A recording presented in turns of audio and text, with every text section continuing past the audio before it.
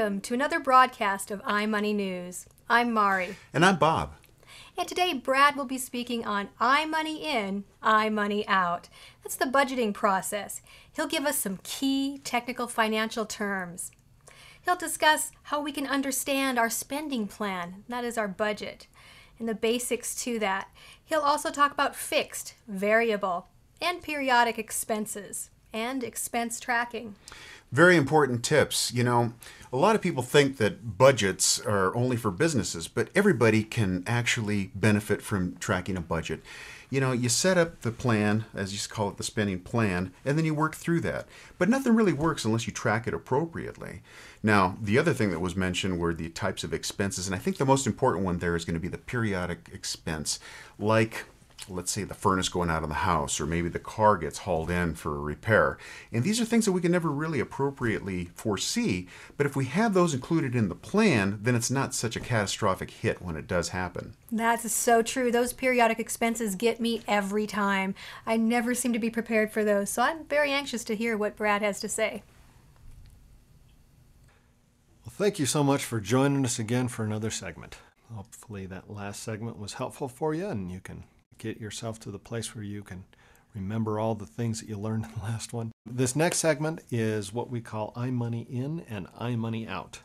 The intent of this course is to train you and teach you the art of budgeting.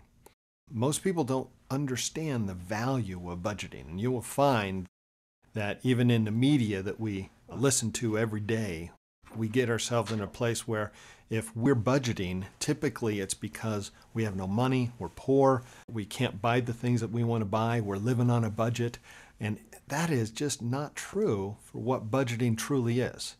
The intent of budgeting is to help you use your money that you work hard for things that are the greatest value to you. It's not to make it feel like, gosh, you're just poor, you got to live on the budget. The intent is to get it to the place where you get the most value out of every dollar that you have. Most large companies live and operate based on budgets. I sit on several boards of different organizations and corporations. Every single one of those boards live off of budgets. We have entire board meetings all around managing and operating budgets. If you are running a budget, it's because you are smart with your money. It's because you're doing the right thing, and it's because you're going to develop large amounts of wealth compared to people that don't do budgets. And that's the truth of what a budget is. If you're operating without a budget, that's kind of like taking a trip from LA to New York without a map. You don't have any idea where you're going. You're just going to get on and start driving and seeing what happens. Now you can get there, but you're going to get there a lot cheaper and a lot more efficiently if you operate with a map or with a budget. There are three components of a budget. There's fixed expenses, there's variable expenses, and then lastly, periodic expenses. Fixed expenses are expenses that occur every month, and they're always the exact same amount of money. Variable expenses are expenses that occur every month, and they're always different amount of money. And periodic expenses are expenses that occur every month or every year, but not necessarily every month. Most people that I know of that are operating budgets, that they say are budgets, I believe are not budgets because they don't take care of the periodic expenses. Periodic expenses are things like car repairs or medicines that you may need to buy or house repairs or any of those type of things that you know that sometime within a period of a year or two you're going to have to spend that money, but you don't know necessarily when that's going to be. The intent is to get it to the place where you're preparing for it on a regular monthly basis so that you can be pre-spending those dollars, if you would, accumulating them into an account so that when that expense happens, you've got the money sitting right there that you can take care of it. A periodic expense are not emergencies. Car loses your tires, you need to replace your tires. That's not an emergency. Car breaks down, that's not an emergency. You know that that's going to happen, so why not prepare for it before it happens as opposed to throwing you into an emergency because you didn't prepare for it? So that's the intent of that whole process. Now, another major component of running a budget properly is something called tracking. Tracking is keeping track of every single penny that you spend to make sure that what you've budgeted for is going to be working for you. For example, if you have budgeted, let's say, $200 a month for your going out to eat budget, just as an example, how do you know when you're to the $200 if you don't keep track of it? So if you're going out to eat every Friday to enjoy a weekend little retreat for yourself, if you're doing that and you go through 1 month and you spend, or one week and you spend $50, and you go through the second week, you spend $60 or whatever the numbers are for you, if you don't have a mechanism in place to tell you that you've reached your $200 mark, you will end up overspending. If you overspend, what good is the budget? The intent of the budget is to help you control the dollars that you have that are especially discretionary and get it to the place where those extra dollars that you could have overspent are used for things that create a bit greater value for you.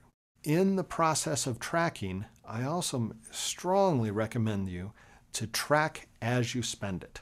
Now, a lot of times people use computer programs to be able to budget their money, which are great tools. I really like those computer programs that are out there. But the problem with it is that most of the time people will spend money, they'll keep their receipts, and then they'll let the receipts pile up until they take all those receipts and put them into the computer program. If you're 1 month behind, or if you're even a couple of weeks behind in putting those numbers into the budget, you don't know if you've reached your limit on any of your expenses or not. The goal of a budget is to, number one, help you plan how much you're going to spend, and then the goal of tracking is to help you keep track of the dollars that are spent to make sure the budget's going to work for you. Now, I will tell you that a budget will not work for the first 6 months. I know that's a little bit disappointing when you hear me say that, but it won't work for the first 6 months for a couple of reasons. Number one, it takes a while to make all the adjustments that we're going to talk about in the next segment to your budget to get it to the place where it will flow. So you might think that you're going to spend $400 a month going out buying your groceries, but you're actually spending $500. How do you make that work? You need to be able to adjust that out. And we'll talk about that, as I said. The other reason why it won't work is it takes a while for that periodic expense account to get built up to the place where it's something that you can count on. Now, if you're only putting aside, say, $30 a month for your car repairs every month, and all of a sudden your car breaks down and it costs you $400, you're back on your old system. It's okay. You need to adjust with that system to get it to the place where the budget will work for you.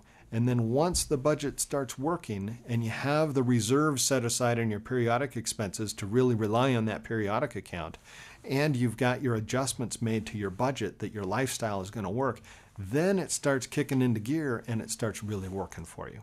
So I'd encourage you not to get disappointed or discouraged in the first 6 months until you realize that it starts working. Well, thank you so much for taking the time to go through this segment with me. I encourage you to take the time and go through your budget as carefully as you can, analyzing your fixed expenses, making sure that you work good averages for your variable expenses and your periodic expenses, realizing that the periodic expenses are probably the most important to be able to make the whole budgeting process work. In addition to that, the tracking is going to be the engine to the budget that's going to make the budget come alive. You need to make sure that you're doing the tracking not on a monthly basis, but on a daily basis as you spend your money. I'd encourage you to continue to work on that homework. If it gets a little confusing, go back through this segment and get it to the place where you fully understand the value, number one, and the process of budgeting your money. And I look forward to seeing you in the next segment where we're going to deal with some adjustment processes. Thank you very much. Thanks for joining us. I'm Bob. And I'm Mari. We'll see you here again next time for iMoney News.